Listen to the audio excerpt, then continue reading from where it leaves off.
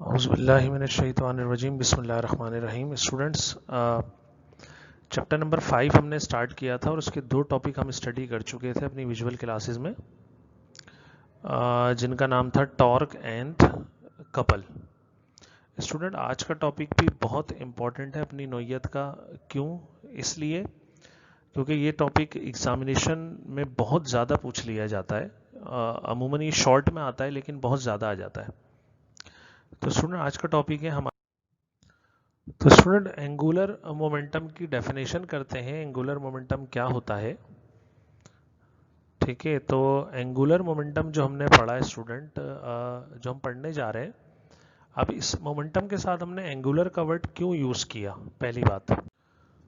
तो स्टूडेंट्स, पहले ये समझ लेते हैं हम कि ये मोमेंटम हमने दूसरी बार पढ़ रहे हैं, लीनियर और एंगुलर मोमेंटम में क्या फ़र्क है।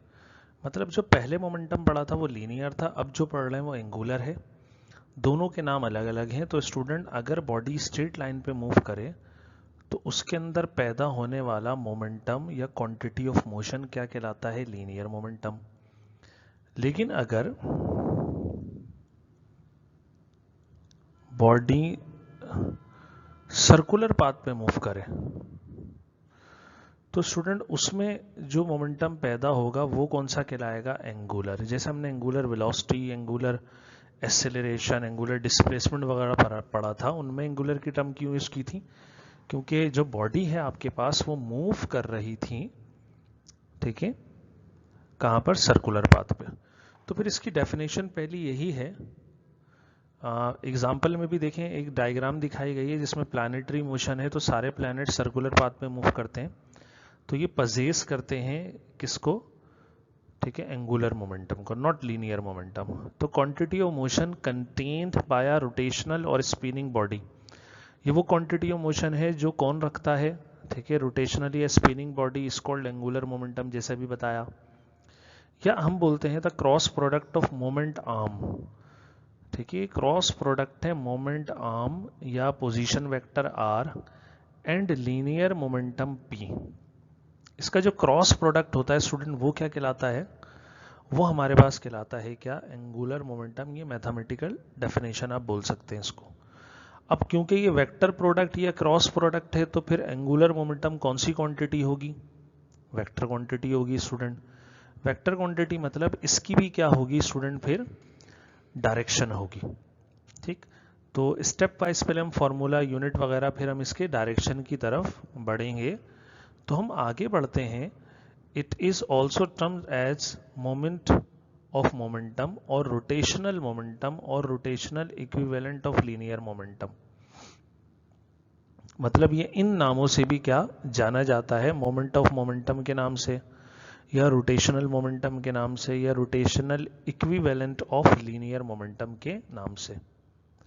It is vector quantity and denoted by L, और उसके ऊपर हमने क्या लगाया है स्टूडेंट? एरो। ये वेक्टर क्वांटिटी है और डिनोट किया जाता है किससे? इसको, ठीक है, एल से। मैथमेटिकली हम कैसे लिखते हैं? जो मैंने यहां डेफिनेशन आपको समझाई है स्टूडेंट, ये जो डेफिनेशन समझाई है, cross product of R and P, ये आर और पी का क्या है? क्रॉस प्रोडक्ट है। तो वही फॉर्मूला हमने यहां पर लिखा है। That's why momentum is also a vector quantity. और अगर इसका मैग्नीट्यूड लिखा जाए स्टूडेंट, तो मैग्नीट्यूड आपको पता है कैसे लिखा जाता है? एरो हटा देते हैं, और आपने पढ़ा है कि ए क्रॉस बी का जो मैग्नीट्यूड होता है, बी का जो मैग्नीट्यूड होता है वो किसके बराबर होता है? ए बी साइन थीटा के इक्वल होता है। तो हमने यहां पर गौर करें तो ए की जगह क्या है?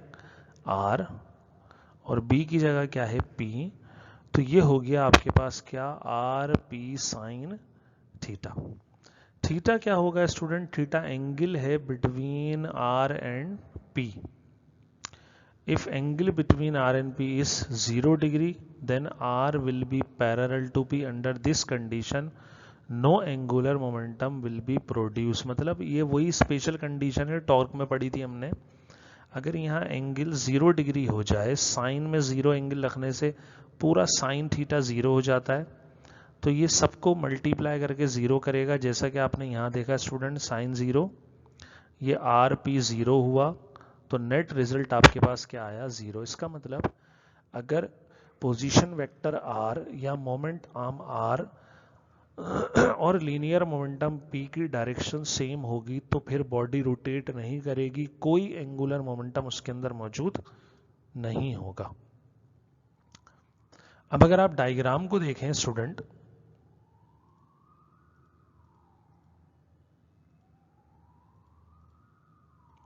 तो इस डायग्राम में जो बॉडी रोटेट कर रही है, कोई भी बॉडी हो सकती है जो रोटेट कर रही है सर्कुलर पाथ पर, तो इसकी जो p की डायरेक्शन होगी स्टूडेंट वो वही होगी जो टेंजेंशियल या लीनियर वेलोसिटी की होगी, टेंजेंट टू द सर्किल। और ये इसका पोजीशन वेक्टर है, अगर गौर करें आप r, ठीक है। और यहां से डॉट करके इसको थोड़ा सा आगे बढ़ाया, तो जो लीनियर मोमेंटम होगा वो किस डायरेक्शन में होगा स्टूडेंट, वो हम आगे देखेंगे।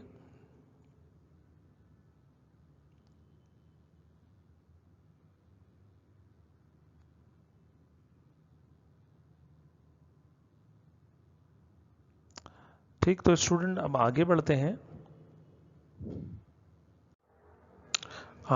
हैं, स्टूडेंट, और कहा जा रहा है if angle between R and P is 90 degree, अगर एंगल 90 डिग्री हो तो साइन 90 पर स्टूडेंट जो साइन की वैल्यू होती है हमें पता है वो 1 हो जाती है। तो बोला जा रहा है this condition maximum angular momentum will be produce. तो maximum angular momentum R P sine theta हो जाएगा हमारे पास, ठीक है। और साइन 90 कितना होता है स्टूडेंट, 1 होता है।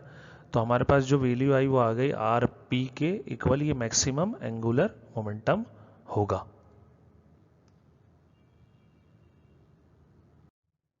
तो student law of conservation of momentum हमारा अब ये टॉपिक है, मतलब हम प्रूफ करेंगे कि जो एंगुलर मोमेंटम होता है वो लॉ को, कंजर्वेशन लॉ को क्या करता है, फॉलो करता है। मतलब किसी भी सिस्टम का जो एंगुलर मोमेंटम होता है वो क्या रहता है स्टूडेंट्स, कंजर्व रहता है। तो स्टूडेंट पहले हम देखेंगे इसका स्टेटमेंट। स्टेटमेंट क्या है, the rate of change of angular momentum of a particle. मतलब एक पार्टिकल है, उसका rate of change of angular momentum of a particle और system of particles is equal to torque. मतलब जो rate of change of momentum होता है, ठीक है, टाइम के रिस्पेक्ट से वो टॉर्क के इक्वल होता है। फिर कहा गया if net external torque become 0, अगर ये टॉर्क 0 हो जाए then angular momentum remains constant. ठीक, तो फिर एंगुलर मोमेंटम क्या होगा स्टूडेंट, कांस्टेंट होगा। इस बात को हम आगे मजीद अच्छी तरह समझेंगे मैथमेटिकली। कहा गया if L is the angular momentum and tau is the net torque produced then above statement can be written as. Student अगर आप गौर करें तो यहां पर एक सिंबल नई इंट्रोड्यूस हुई है D। स्टूडेंट ये D दरअसल डेल्टा की जगह इस्तेमाल की गई है, ठीक है। डेल्टा जो होता है आपके पास वो क्या होता है स्टूडेंट, डेल्टा चेंज के लिए यूज होता है, यहां पर हमने D को चेंज के लिए इस्तेमाल किया है। इन एक्चुअल ये D स्टूडेंट डेरिवेटिव है और ये सेकंड ईयर मैथमेटिक्स में आप स्टडी करेंगे। तो बस यहाँ ये याद रखिएगा कि डेल्टा जो है, D जो है वो डेल्टा की रिप्लेसमेंट है। अगर अब आप इसको स्टडी करते हैं तो स्टूडेंट ये आपको ऐसे दिखेगा कि change in angular momentum with respect to time torque के बराबर है, लेकिन डेफिनेशन में इस टॉर्क को क्या रखा गया है, 0। अगर हम इसको 0 पुट कर दें तो फिर यहां पर ये इक्वेशन कुछ इस तरह आएगी, delta L D L over D T equal आ जाएगा 0। तो यहां दिख रहा है कि चेंज कितना आ गया, ये डेल्टा टी इधर आके मल्टीप्लाई होकर 0 हो गया, तो डी एल यानी चेंज इन एंगुलर मोमेंटम 0 है। तो स्टूडेंट याद रखिएगा जिसमें चेंज 0 का मतलब चेंज हुआ ही नहीं, और अगर चेंज नहीं हुआ किसी क्वांटिटी में तो वो क्वांटिटी क्या होती है, ठीक है, कांस्टेंट होती है। इसको हम गैलेक्सी की एग्जांपल से भी देख लेते हैं। इफ द सोलर सिस्टम, ठीक है, coalesced from a cloud of a gas and dust. मतलब सोलर सिस्टम जो है क्लाउड ऑफ गैस और डस्ट से बना हुआ है, दैट वाज ओरिजिनली रोटेटिंग, जो क्या कर रही है, रोटेट कर रही हैं। The orbital motion and spins of the planets are in the same direction. जो ऑर्बिटल मोशन है और स्पिन है वो किस में है, सेम डायरेक्शन में है। As the original spin and conserve the angular momentum of the parent cloud. तो ये पेरेंट क्लाउड को क्या करता है, ठीक है, कंजर्व कर लेता है, ठीक है, एंगुलर मोमेंटम को। स्टूडेंट इसकी प्रूफ की तरफ बढ़ते हैं हम। Consider a particle of mass m। एक पार्टिकल कंसीडर कर लेते हैं जिसका मास क्या है स्टूडेंट्स, m है, ठीक, which is moving along a curve path, जो कर्व पाथ पे मूव कर रहा है विद यूनिफॉर्म स्पीड, जिसकी स्पीड क्या है, यूनिफॉर्म कांस्टेंट है। Relative to origin O, the particle has position vector r, linear momentum p and angular momentum l perpendicular to the plane. जैसे कि स्टूडेंट इसमें दिखाया गया है, ये एक्सिस ऑफ रोटेशन है, ये इसका सेंटर है और पार्टिकल इस सर्कुलर पाथ पर क्या करेगा, मूव करेगा, ठीक है, और इसका ये क्या है, पोजीशन वेक्टर r है जो ओरिजिन से लिया गया है। और ये ग्रीन वाला एरो जो है वो किसकी डायरेक्शन है स्टूडेंट, वो लीनियर मोमेंटम की डायरेक्शन है।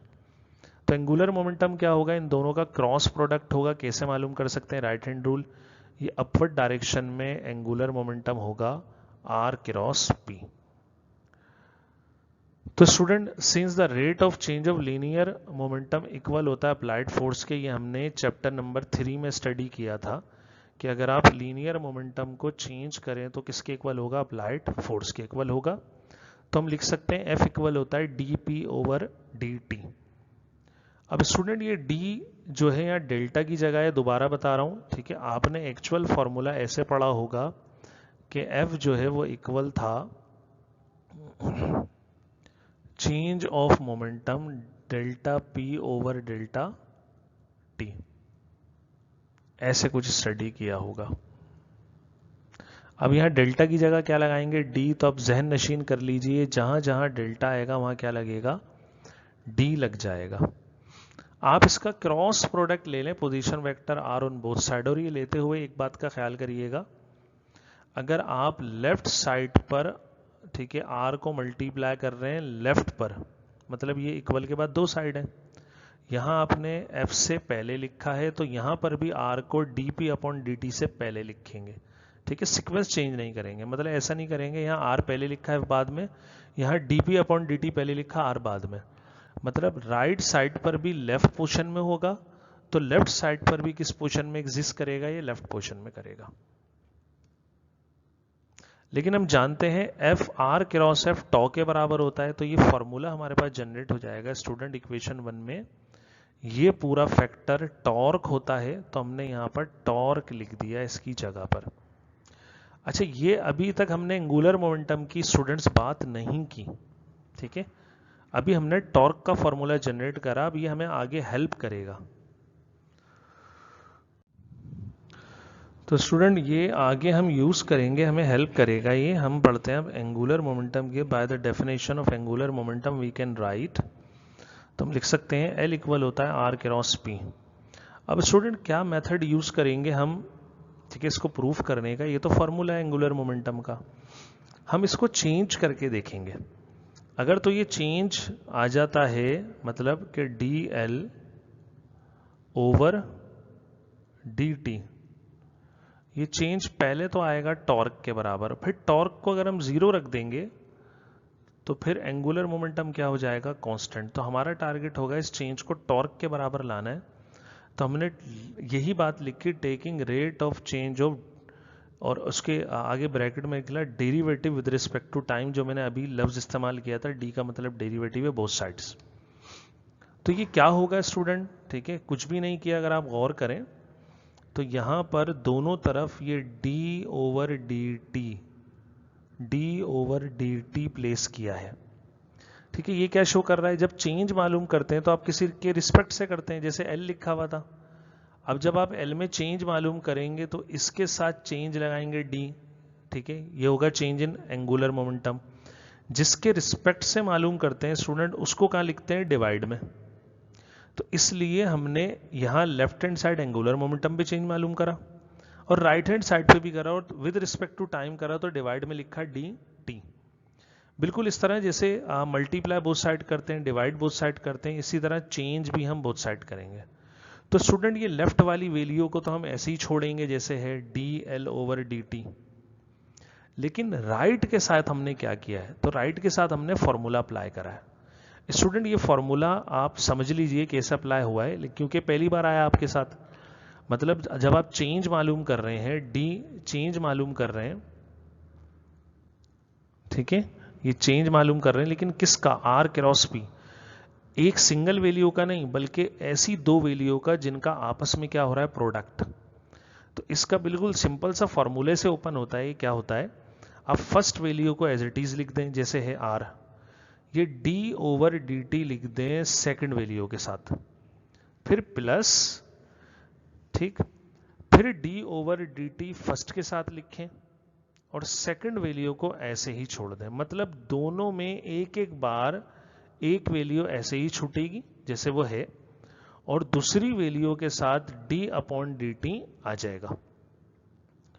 स्टूडेंट अगर इसको आगे देखें तो फ्रॉम इक्वेशन 2 ये r क्रॉस dp/dt टॉर्क के बराबर है। ये इतना हिस्सा ये हम यहां पर बना चुके हैं, ठीक है। तो इसकी जगह हम प्लेस कर देंगे क्या, टॉर्क। तो dl/dt अपनी जगह पे, ये पूरा आ गया, ठीक है, टॉर्क के बराबर यहां ये, और ये वैल्यू भी अपनी जगह पर है। लेकिन हम जानते हैं P किसके इक्वल होता है, mv। तो फिर यहां पर हम ये बोल सकते हैं ये dl/dt टॉर्क प्लस dr/dt अपनी जगह पर, क्रॉस P की जगह हमने प्लेस करा mv। लेकिन स्टूडेंट अगर आप r की बात करें तो r डिस्प्लेसमेंट है, ठीक है, फ्रॉम ओरिजिन टू, ठीक है, पॉइंट P या इस पॉइंट तक का जहां पर पार्टिकल मौजूद है। तो rate of change of displacement velocity होता है, तो हमने इसकी जगह क्या प्लेस करा, वेलोसिटी। तो गौर कीजिए पूरा एक्सप्रेशन dl/dt ऐसे, टॉर्क ऐसे ही, dr/dt की जगह वेलोसिटी आ गया, मल्टीप्लाई बाय ये क्रॉस mv। और ये हम सेकंड चैप्टर वेक्टर वाले में पढ़ चुके हैं कि दो क्वांटिटी का जो क्रॉस प्रोडक्ट होता है v क्रॉस mv, दो सिमिलर क्वांटिटी का जो क्रॉस होता है वो जीरो रिजल्ट करता है। तो यहां पर m बाहर निकाल के यहां क्या करा, v क्रॉस v, और ये v क्रॉस v क्या कर देगा, यहां पर इसको जीरो करेगा। जब स्टूडेंट ये जीरो हो जाएगा तो जीरो से मल्टीप्लाई होकर m भी जीरो हुआ, m जीरो हुआ तो dl/dt इक्वल आ गया टॉर्क के बराबर। तो हमारा जो टारगेट था स्टूडेंट यहां अचीव हो गया कि हमने, ठीक है, change of angular momentum with respect to time torque के बराबर। ये प्रूफ भी हुआ। जैसे क्वेश्चन अगर इस तरह पूछ लिया जाए एग्जाम में कि प्रूफ करें change of angular momentum with respect to time, ठीक है, नेट एक्सटर्नल टॉर्क होता है, तो आप यहां तक प्रूफ करके जुमला लिख देंगे, this equation shows that change of angular momentum with respect to time क्या होता है, नेक्स्ट एक्सटर्नल टॉर्क होता है। यही बात हमने यहां लिखी, hence rate of change of angular momentum equals to torque. अब स्टूडेंट एंगुलर मोमेंटम अभी कांस्टेंट प्रूव हुआ नहीं है, आगे बढ़ते हैं। अगर ये नेट एक्सटर्नल टॉर्क डेफिनेशन के मुताबिक जीरो हो जाए तो dl/dt टॉर्क की जगह मैंने यहां जीरो रख दिया स्टूडेंट। तो dl, क्योंकि dt इधर आके मल्टीप्लाई होगा राइट पर, जीरो से जीरो हो जाएगा और dl हो जाएगा जीरो। मतलब चेंज कितना आया, जीरो। अगर चेंज जीरो आया तो फिर ये वैल्यू क्या होगी स्टूडेंट, कांस्टेंट हो जाएगी। So angular momentum L is constant या कंजर्व। ये हमने क्या कर दिया स्टूडेंट, प्रूफ। और आखिरी लाइन में चाहें तो आप ऐसे भी लिख सकते हैं, L is equals to constant.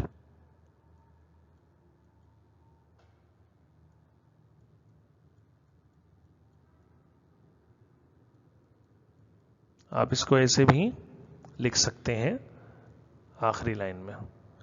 तो स्टूडेंट आज के लेक्चर में हमने एंगुलर मोमेंटम को डिटेल में स्टडी किया, एंगुलर मोमेंटम और एंगुलर मोमेंटम का लॉ ऑफ कंजर्वेशन या कंजर्व लॉ। तो स्टूडेंट उम्मीद करता हूं आपको आज का लेक्चर समझ में आया होगा। नेक्स्ट लेक्चर में इसके कुछ न्यूमेरिकल्स हैं और ये छोटा सा चैप्टर है, ठीक है। तो हम इंशाल्लाह नेक्स्ट लेक्चर में न्यूमेरिकल्स के साथ क्या होंगे, हाजिर होंगे।